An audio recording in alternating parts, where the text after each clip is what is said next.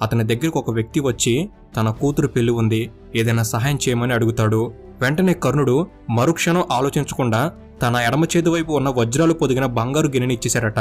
కర్ణుడి పక్కన ఉన్నవారు ఎడమ చేతితో దానం చేయవద్దు, కుడి చేతితో ఇవ్వండి అంటే పర్వాలేదు, ముందు అతనికి అది ఇవ్వటం ముఖ్యం. ఆ గిన్నె ఎడమ చేతి నుండి కుడి చేతికి వచ్చేసరికి నా మనసు మారితే అతనికి నేను ఏమీ ఇవ్వని వాడినవుతానని అన్నాడట. ఇలా కర్ణుడి దానగుణం గురించి ఎన్నో ఉదాహరణలనే ఉన్నాయి. కానీ అతడు ఎంతటి ధీరుడు అయినా, దానశీలి అయినా ఆయన నిలబడింది అధర్మం వైపు. అందుకే ఆయన యుద్ధంలో ఘోరమైన చావు పొందక తప్పలేదు. దానంలో నాటి నుండి నేటి తరం వరకు కూడా అందరికీ ఒక స్ఫూర్తిగా నిలిచిపోయిన కర్ణుడు అసలు ఇంతకి మంచివాడా చెడ్డవాడా? ఎందుకని కర్ణుడి చావుకి 10 కారణాలంటారు. అసలు ఆయన చేసిన తప్పేంటి? ఎందుకని తన సొంత తమ్ముడి చేతిలోనే కర్ణుడు చంపబడ్డాడు? అన్ని అర్హతలు ఉండి కూడా కర్ణుడు ఎందుకని ఒంటరిగా బ్రతికాడు?